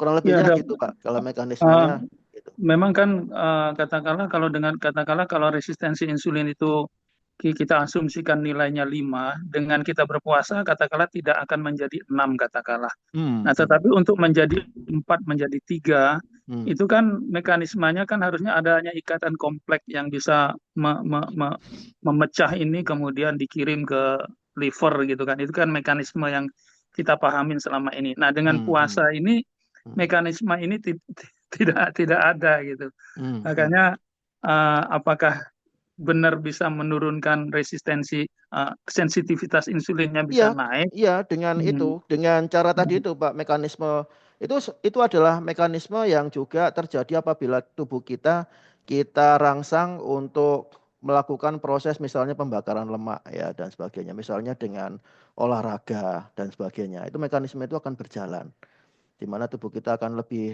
lebih aktif dalam menggunakan sumber energi dan kemudian lebih aktif dalam menggunakan sumber energi cadangan. Dalam hal ini sumber energi cadangan bisa simpanan glukosa maupun simpanan lemak-lemak tubuh yang kemarin-kemarin itu terdepo gara-gara ada sesuatu ya. Entah itu intake kita yang berlebihan tapi tidak termanfaatkan ya, aktivitas kurang, intake-nya berlebihan. Udah pasti disimpan itu. Dan kita berusaha rubah itu dan di situ akan terjadi perbaikan, resistensi insulin akan membaik. Tentunya bukan saja resistensi insulin yang membaik tapi semua proses pasti akan itu ya membaik. Nah, terutama kalau untuk mekanisme glukosa itu selain reseptor insulin juga itu Pak ya, GLUT4-nya ya yang untuk bisa memasukkan untuk glukosa pada insulin itu. Dua itu akan membaik secara mekanisme fisiologisnya. Tapi tentu saja harus didukung dengan kondisi yang lain-lainnya itu mendukung. Tapi kalau cuma puasa saja, puasa tapi tidak betul misalnya intake-nya tetap enggak bagus misalnya, ya itu enggak akan bermanfaat. Puasa tapi tadi itu salah satu contohnya kondisi psikis juga dalam kondisi yang enggak bagus, maka juga tidak maksimal. Ya, puasa dilakukan dengan cara sembarangan, tidak diperhitungkan, itu juga tidak bagus. Jadi hal-hal yang kita bisa lakukan adalah segala sesuatu yang bisa menyebabkan terjadinya entah itu proses beta oksidasi, kemudian mengatasi katakanlah kalau sebelumnya ada kegagalan metabolisme lemak itu juga bisa diatasi, maka secara fisiologis tubuh kita akan bisa mengatasi kondisinya seperti itu. Tentu kalau berbicara tentang perbaikan kondisi tersebut, kita harus yang pertama menyiapkan kalau penerapan konsep Kanus memperbaiki kondisi lambung untuk prima ya, karena semakin prima kondisi lambung, maka itu adalah proses untuk mengembalikan fungsi normal daripada lambung, yaitu fungsi normal dalam mengkonversi makanan yang kita makan menjadi nutrisi sel.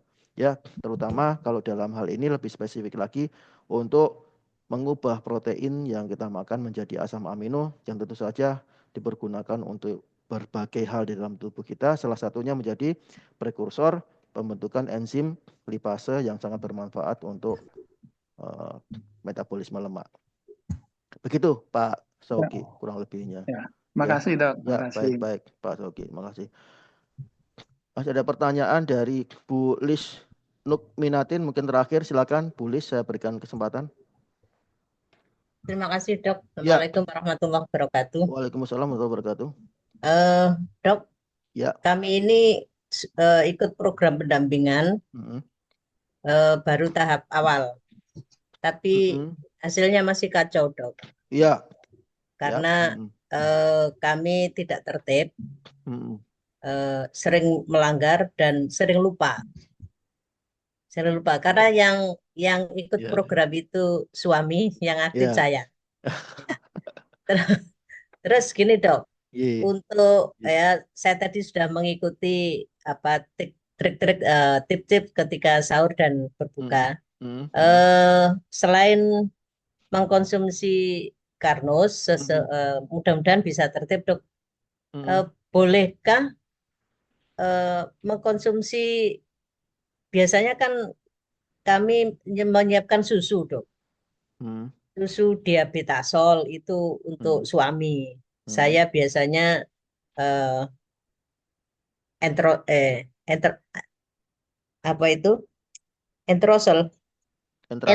Gold. Nah, itu bolehkah yang terutama untuk suami ya, minum tambahan susu diabetasol. Soalnya suami yang ikut program ini untuk menahan lapar itu susah Dok. Makanya sering gagal, gula darahnya masih tinggi. Bolehkah itu Dok? Baik, pertanyaan yang menarik ini ya. Jadi begini, pertanyaan tadi pernyataan belum tertib ya ditertibkan aja Bu. Ya, gini ya, ini juga bagi para sahabat Kanus yang lain. Bagi yang terjadi pada ibu dan suami ini adalah mungkin sebagian besar dialami oleh para peserta yang lain. Jadi bukan ibu sendiri, bapak yang mengalami. Semuanya hampir mengalami segitu. Terutama bagi tahap-tahap awal ya, fase adaptasi. Banyak yang seperti itu. Aduh, ini kalau seperti ini, saya lapar ini, lemes ini seharian, gitu. Tapi kadang-kadang antara saya cuma memotivasi agar coba diikuti dulu lah. Kalau misalnya ada penyesuaian ya diminimalkan penyesuaiannya itu.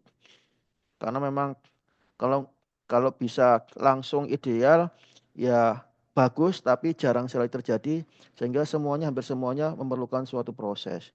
Dan begitu proses itu sudah dilalui 1 bulan, 1 bulan setengah, mereka sudah bisa beradaptasi. Dan saat itulah yang dirasakan oleh mereka hal yang positifnya saja. Sehingga ada beberapa peserta yang sekarang ini sudah tidak aktif ya program secara intens, tapi masih menerapkan program itu ya, apa yang digariskan sama program itu sampai sekarang. Karena merasa dengan melaksanakan itu dia tubuhnya fit gitu loh. Fit itu yang kita tuju. Karena semakin lama tubuh kita dalam keadaan fit, insya Allah tubuh kita akan semakin sehat. Tapi kalau kondisi fit itu jarang terjadi kita alami, maka ya berarti kondisi kita sedang tidak baik gitu, metabolisme kita tidak baik ya. Termasuk untuk ibu dan suami. Kalau masih dalam tahap program itu ada target, Bu ya. Misalnya untuk kalori kita target untuk program itu di 1.500 sampai 1.800-an lah. Itu semua kita perhitungkan. Dan makanan-makanan yang berpotensi untuk menambah jumlah kalori itu kita minimalkan. Ya, termasuk untuk konsumsi susu apapun jenisnya itu kita perhitungkan. Ya, kita perhitungkan. Jadi kalau saran saya selama program ya sebaiknya ngikuti aja apa yang digariskan pada petunjuk program. Ya sementara aja. Ya anggap aja program ini ada sesuatu hal yang dilaksanakan secara khusus nanti dilihat hasilnya. Harapannya kalau bisa maksimal sesuai dengan petunjuk dan panduan program nanti hasilnya juga bisa lebih maksimal. Begitu harapannya Ibu. Jadi kalau bertanya bolehkah minum susu dan lain sebagainya itu yang memang khusus untuk penderita diabetes. Kalau saya sarankan fokus untuk apa yang sudah digariskan di program. Karena apapun itu baik susu atau apapun itu yang mengandung kalori kita kita hitung benar ya. Tujuannya tadi itu ya seperti tadi itu juga pertanyaan dari Pak Sauki tadi. Gunanya apa? Itu istilahnya membatasi asupan kalori yang berlebih sehingga apa? Kalori yang disediakan ya terutama dari beras karnus itu kalori itu maka bisa dimanfaatkan untuk memberikan energi bagi proses namanya proses beta oksidasi. Jadi proses pembakaran lemak-lemak di dalam tubuh. Baik itu depo lemak maupun lemak yang sudah dalam kondisi tubuh kita sudah membentuk plak aterosklerosis semuanya juga itu memerlukan energi yang berasal dari situ dan itu harus dibatasi. Kalau enggak, nanti maka energinya dari situ dipakai sehingga pembakaran lemaknya enggak akan maksimal. Sehingga yang dipakai adalah energi langsung itu yang bisa didapatkan glukosa dari misalnya susu dan sebagainya, karbohidrat dan sebagainya. Ya, apalagi apapun itu susu tetap mengandung kalori. Ya.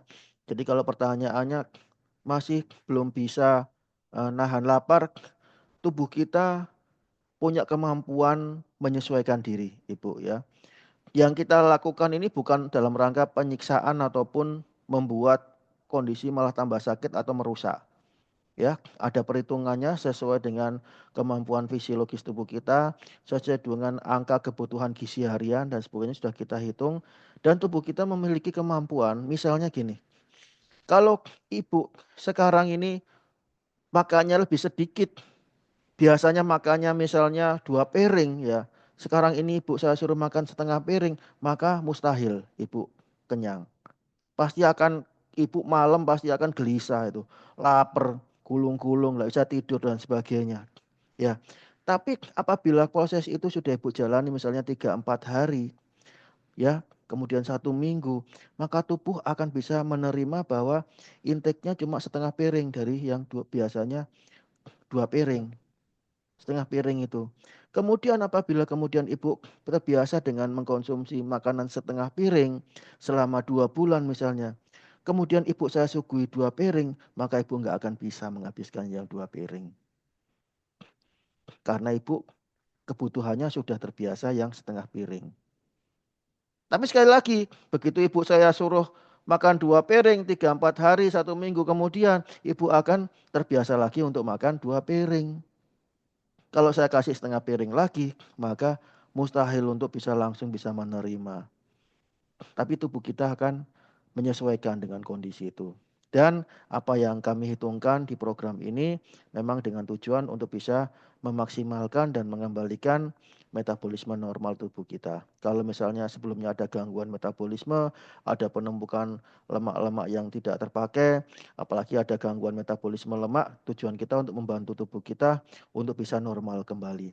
Baik itu menormalkan metabolisme lemak ya, dengan cara apa? Dengan cara rekonstruksi lambung, mengembalikan fungsi normal lambung. Kemudian apa? Membantu tubuh kita untuk bisa membakar lemak-lemak tubuh yang selama ini kalau dia misalnya tertumpuk, itu merupakan indikator bahwa tubuh kita sedang mengalami kegagalan metabolisme lemak.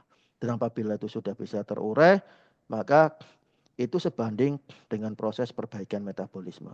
Diharapkan semakin baik proses metabolisme, maka semakin fisiologis tubuh kita.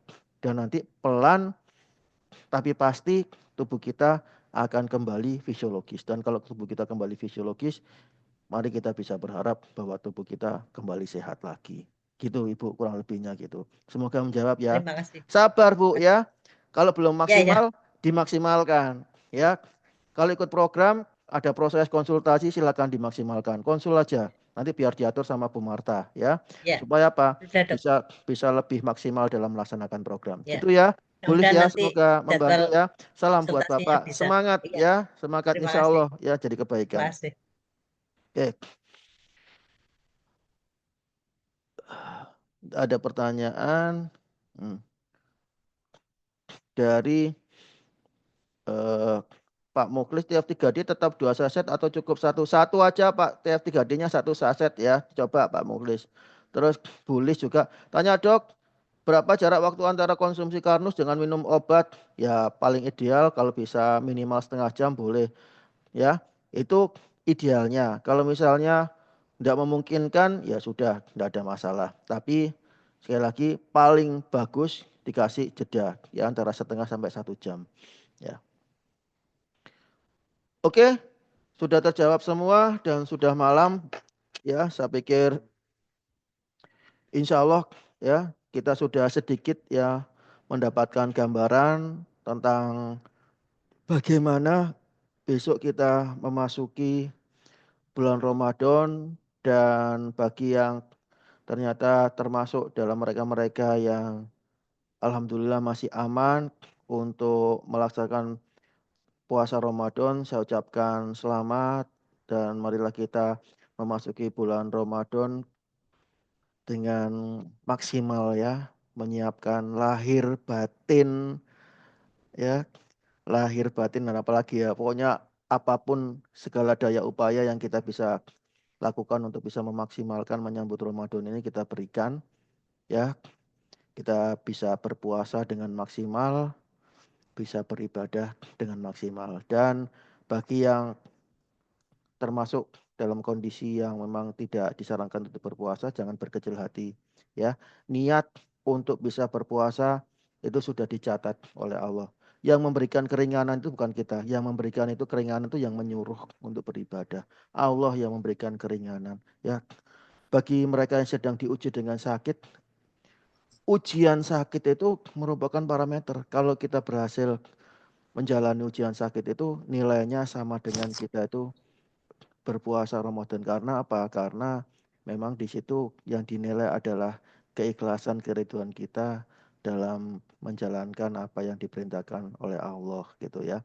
Dan di situ juga sudah masuk ya, niat kita untuk berpuasa ya. Jangan sedih, gundah, gelisah, kita fokus untuk perbaikan kondisi. Insya Allah ya, kita semua dipertemukan dengan Ramadan yang berikutnya. Nanti pada saat itu kita sudah dalam kondisi yang diharapkan bisa lebih siap untuk bisa mengikuti puasa Ramadan sebagaimana yang dijalani oleh saudara-saudara kita yang dalam kondisi yang sehat tentunya ya. Tentu kita fokus dalam Ramadan yang ini yang di depan yang menyongsong kita, apapun itu meskipun tidak berpuasa Ramadan tapi kita masih bisa beribadah, beramal untuk yang lain-lainnya ya. Kita masih bisa sholat raweh, sedekah dan lain sebagainya bisa. Mari kita maksimalkan kesempatan itu. Dan saya Iswan Karnusi ya, mohon izin undur diri. Semoga apa yang saya sampaikan pada malam hari ini bisa bermanfaat untuk kita semua ya. Tentunya harapan kami agar semakin kita mengenal konsep Karnus, kita memahami, maka akan semakin menambah keyakinan dan kemantapan kita dalam menerapkan konsep Karnus dalam kehidupan sehari-hari. Tentu agar manfaat besarnya bisa kita rasakan ya, kita nikmati. Bukan hanya buat diri kita, tapi juga buat keluarga dan juga buat sesama. Saya Iswan Karnusi, semoga para sahabat semua dalam kondisi yang tetap dan senantiasa sehat selalu bersama konsep Karnus. Karena konsep Amin. Karnus adalah cara cerdas untuk sehat. Bismillah, kita sambut Ramadan. Marhaban ya Ramadan. Wassalamualaikum warahmatullahi wabarakatuh. Waalaikumsalam warahmatullahi wabarakatuh. Terima kasih, Dok. Terima kasih, Dokter.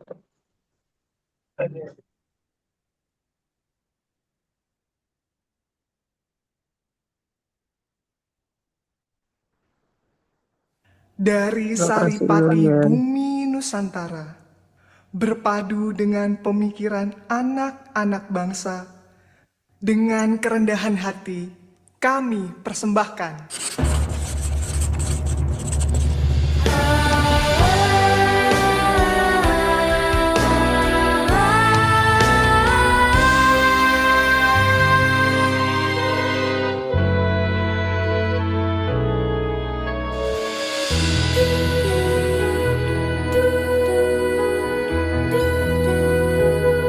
tanah airku tidak kulupakan,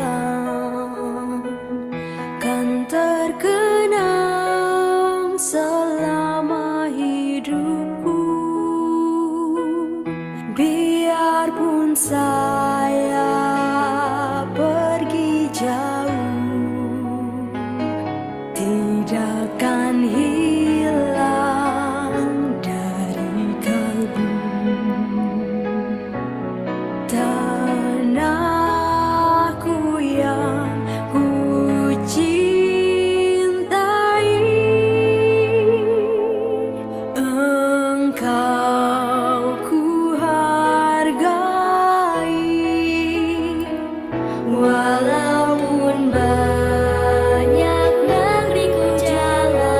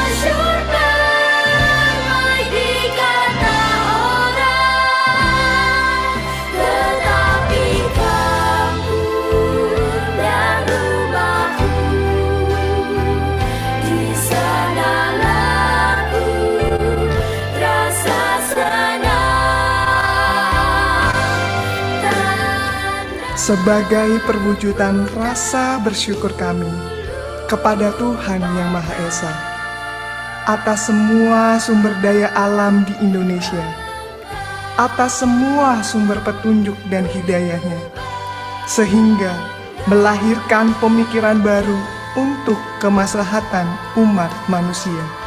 Kami akan terus melangkah sebagai bakti kami kepada bumi pertiwi tercinta Indonesia. Konsep Karnus, cara cerdas untuk sehat.